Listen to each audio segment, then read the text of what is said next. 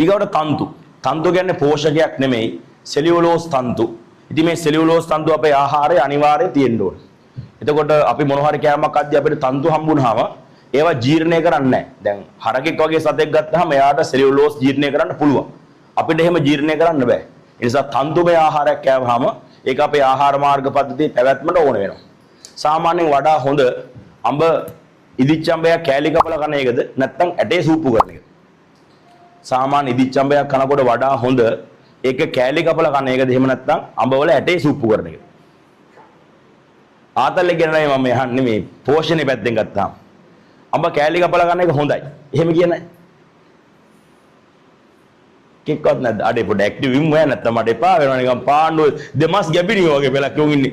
අම්මේ අඹ කෑලි කපලා ගෑවත් කමන්නේ ඇටේ සූප්පු කරත් කමන්නේ. ඕම තමයි ඉන්නේ සංසි. පොඩ ඇක්ටිව් ඉන්න උදේමද දාව 11න් පස්සේ යනකොට ටික අමාරුයි එහෙම ගියයි. තව මේ පාඩම අපි මුකුත් ලීවේවත් නැහැ. තව මේ ඉන්ට්‍රොඩක්ෂන් එක යන්නේ පාඩමේ. හරි. බලන්න අඹ එහෙම කෑලි කපලා කෑවම හොඳයි කියන කට්ටිය. ඇටේ සූප්පු කරාම හොඳයි කියන කට්ටිය. කීප දෙනෙක් ඉන්නවා. ඇත්තටම හොඳ මොකද්ද? හොඳට මතක තියාගන්න අඹවල ඔයාට තියෙන පෝෂක ප්‍රධාන වශයෙන් විටමින් වර්ග එහෙම තියෙනවනේ.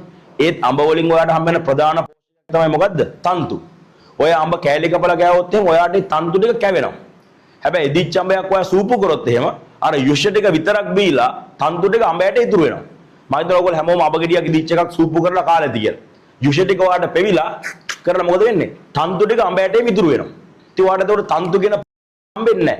ආතල් එක පැත්තෙන් ගත්තාම ඉතින් ඇටේ සූප්පු කරන ආතල් අපිට එහාට මෙහාට හරහරව සූප්පු කරන්න පුළුවන්. ඒක වෙනම නිකන් ගතියක් තියෙනවා. හැබැයි පෝෂණය පැත්තෙන් ගත්තාම ඉදිච්ච අඹයක් කෑලි කපලා කාපුවාන් පස්සේ අපිට මොකද වෙන්නේ? තන්තු හම්බෙන හින්දා ඒක තමයි ටිකක් හොඳ. කියන්නේ පෝෂණය පැත්තෙන් ගත්තාම ඵලදායි වෙන්නේ ඒක. සාමාන්‍ය අපි කියනවා මිනිහෙක් නිරෝගී කියන්නේ හොඳ ආහාර වේලක් ගත්තොත් එයාට මේ රොඩ් ෂේප් ෆීසිස් දාන්න පුළුවන් කියලා. රොඩ් ෂේප් ෆීසිස් කියවට ඔයාට තේරෙන්නේ නැහනේ. සරල භාෂාවෙන් කිව්වොත් එහෙම ඔයා කාපු කෑම වේල හොඳ නම් ඔයාට පහවදා උදේට කක්ක පොල්ලක් දාන්න පුළුවන් වෙන්න ඕන.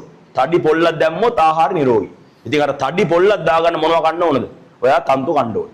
දැන් කොත්තු රොටියක් එහෙම ගම මලාට ඉතින් තනි පොළු දාන්න හම්බෙන්නේ නිකන් දියර වෙඩිල්ල වගේ දසාත විදින්න දා වෙන්නේ. හරිද? ඒකට හේතුව මොකද්ද? ඒ වගේ කොහොමත් තන්තු නැහැ. අනිත් එක කොත්තු රොටිය ගහනකොට ඇලුමිනියම් තැටියකනේ ගහන්නේ. දෙහි අනම්මන ලුණු අනම්මන දාලා තක්කාලි දාලා ගහනකොට රස්සෙත් එක්ක අර ගහන තැටි ඇලුමිනියම් මික්ස් වෙන්න පුළුවන්.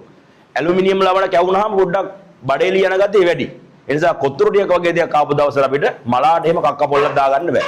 හැබැයි අපි හොඳ බෝංචි කෑවොත් හරි බෝංචි කෑවොත් ඊට පස්සේ අපි වැටකුළු කෑවොත් දැන් පෙලක් කට්ටිය මේ ඇඹරල්ලා කනකොට ඇඹරල්ලා මේ හපේ අයින් කළා විසික් කරලා